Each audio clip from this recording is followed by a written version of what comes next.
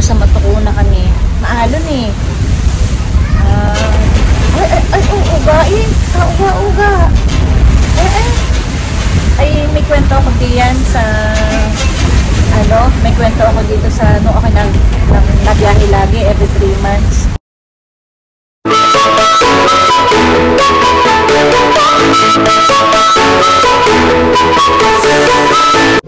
Hello, magandang umaga mga ka-agri, mga ka-entrep at sa mga rakiterang nanay ng Calapan City at ng Oriental Mindoro at ang mga nanay na nagtatrabaho overseas para sa kanilang pamilya. Shout out sa mga OFW sa iba't ibang panig ng mundo. So ngayong araw na ito gusto kong ibahagi sa inyo ang pagtitipid na ginagawa ko sa pagdadala ng kalakal dito sa Oriental Mindoro. So isang napakalaking bagay sa panahon ngayon ay ang pagtitipid.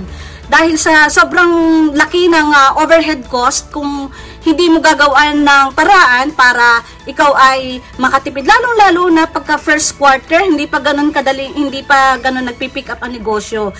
Mostly in general, meron namang talagang walang season talaga. Pero may mga negosyo na in particular na talagang second quarter pa nagpipick up, second quarter, third quarter, fourth quarter. So, samahan niyo ako sa biyahe na ito. Pero bago natin na puntahan at ipakita ko sa inyo ang paglalakbay ko mula Calapan hanggang Batangas to Manila and vice versa, ay gusto ko ibahagi sa inyo na may mga technique din pala para tayo makatipid.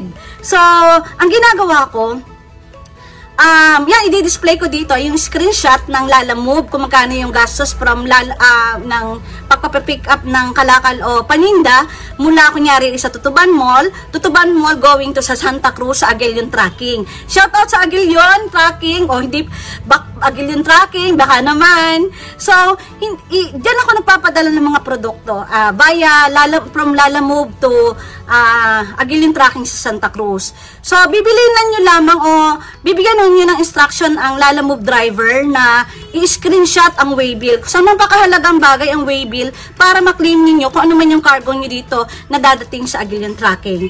So, tara, puntahan natin at maglakbay tayo at samahan nyo ako sa paglalakbay mula Calapan to Batangas to Manila and vice versa. Magandang umaga sa inyo!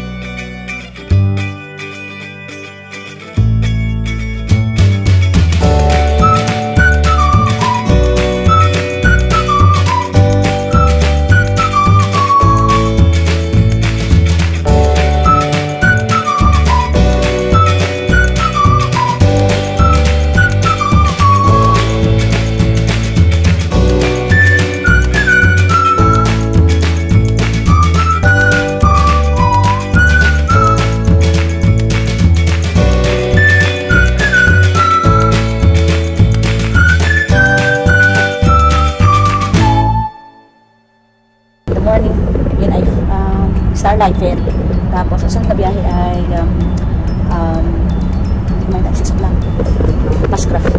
So, ito tingnan nyo, malapit na. 1 minuto na lang siguro at dadaan mo sa pier ng Batangas.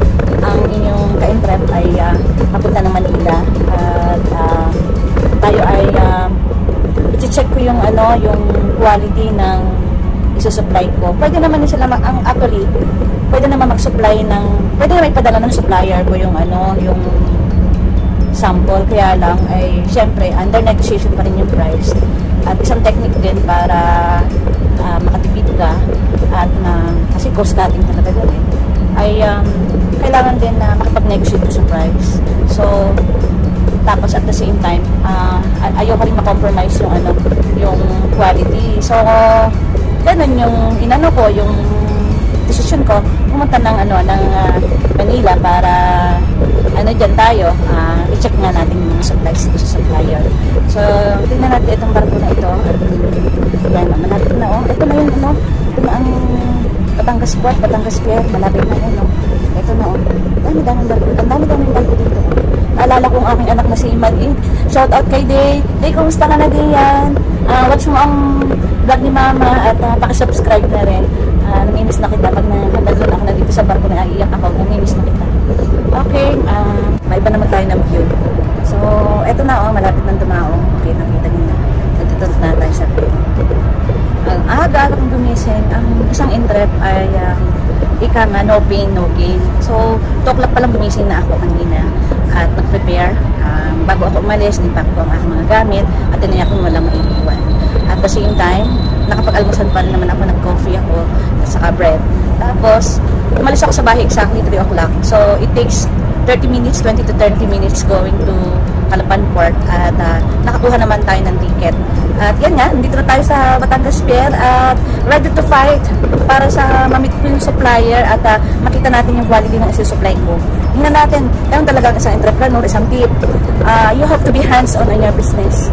From procurement to collection of payment. So, napakahalagang bagay ang monitoring, control, at saka evaluation mo rin sa sarili mo kung na-check mo ba lahat. So, nung empleyado ako ay isang area lang yung nahawakan ko, particularly in the HR, recruitment, training, and everything in the HR, yung mga HR facets ng HR, hinahawakan ko yan. Pero kung may sarili kang negosyo, kailangan alam mo lahat, kailangan ay control mo lahat, and at the same time ay hands-on ka talaga sa lahat-lahat. Otherwise, ay you will lose control. So, yan ang isang tip para magtagumpay ng business.